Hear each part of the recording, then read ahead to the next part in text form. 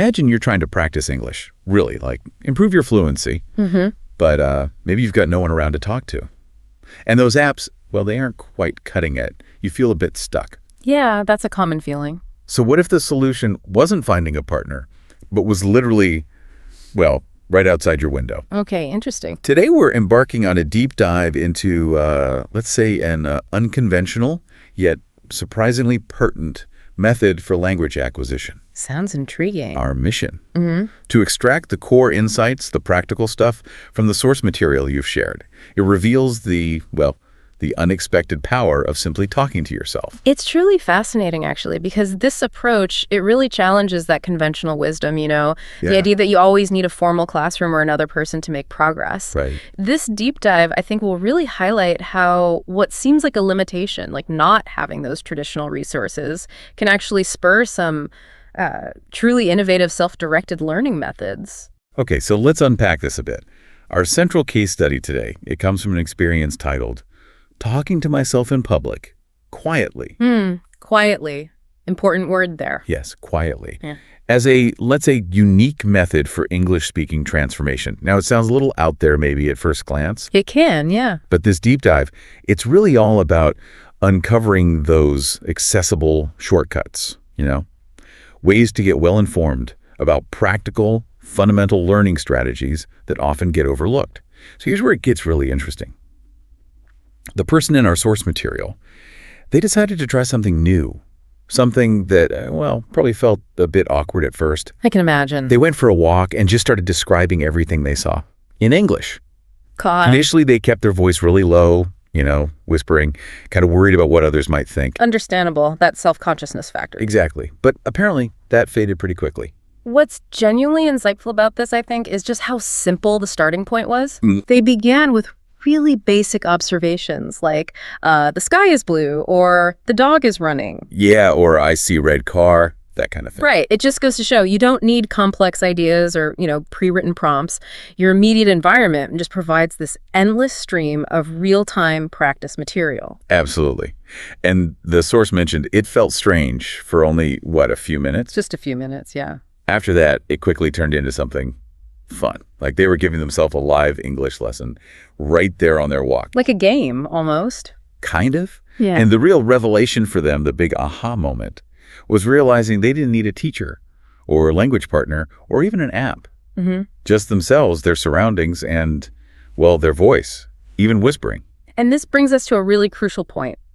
Why does such a seemingly simple method actually work so well? Yeah, what's the mechanism? Well, it taps directly into what linguists often call the output hypothesis in language acquisition. Okay.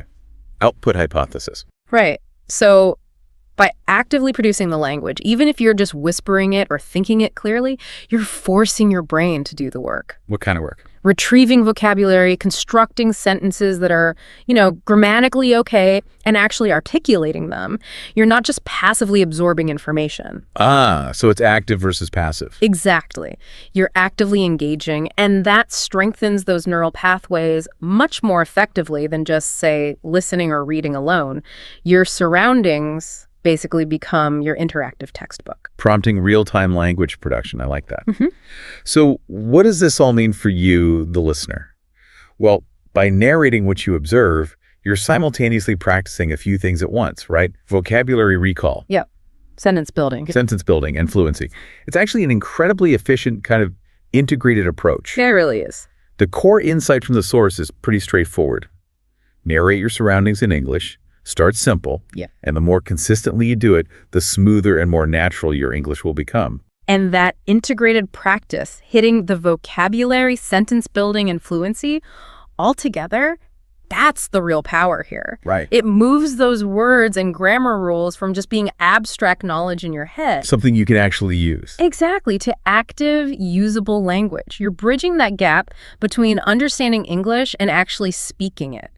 And often, you're doing it without the pressure of a real conversation. It's like a low-stakes rehearsal. Precisely. A rehearsal for real-world interactions. Now, I know what you might be thinking.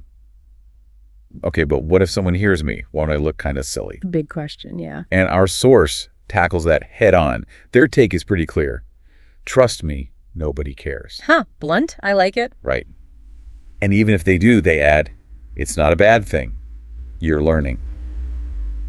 Which is, I think, a really powerful reassurance.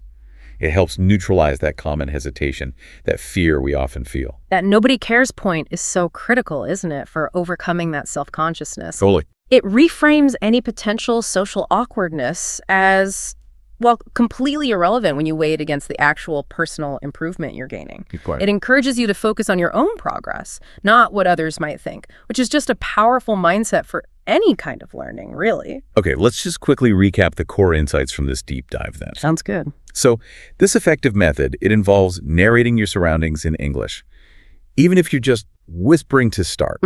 Start small. We've seen how that initial feeling of, strangeness or awkwardness quickly shifts into something engaging, even fun, like give yourself a live English lesson. Yeah. And the fundamental lesson here, you don't necessarily need a traditional classroom or another person. Your surroundings, they can genuinely be your most accessible and effective teacher. Precisely. And this method, it isn't just about simple speaking practice, it's more holistic. It builds that vocabulary, sentence building, and fluency all at the same time. Right, the integrated practice we talked about. Exactly. And as we've stressed, that insight from the source is just invaluable. And don't let the thought that someone might notice stop you. That whole nobody cares idea. It's because you're learning. You're actively investing in yourself. It really empowers you, doesn't it, to take control of your own language journey. Absolutely. So here's a practical challenge for you. So maybe to try right after listening to this. Okay, let's hear it. During your next walk, maybe. Or even just sitting by a window for 5 minutes.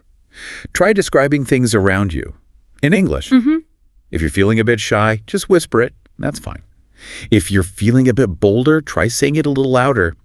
Just remember, the goal here isn't perfection at all. No, definitely not. The goal is just practice. Consistent, active practice. Get those reps in. Exactly. Yeah. So that brings us to maybe a final thought to leave you with. If our everyday environment can become essentially a free English classroom for speaking practice, what other seemingly ordinary aspects of our lives might hold that kind of untapped potential? Yeah.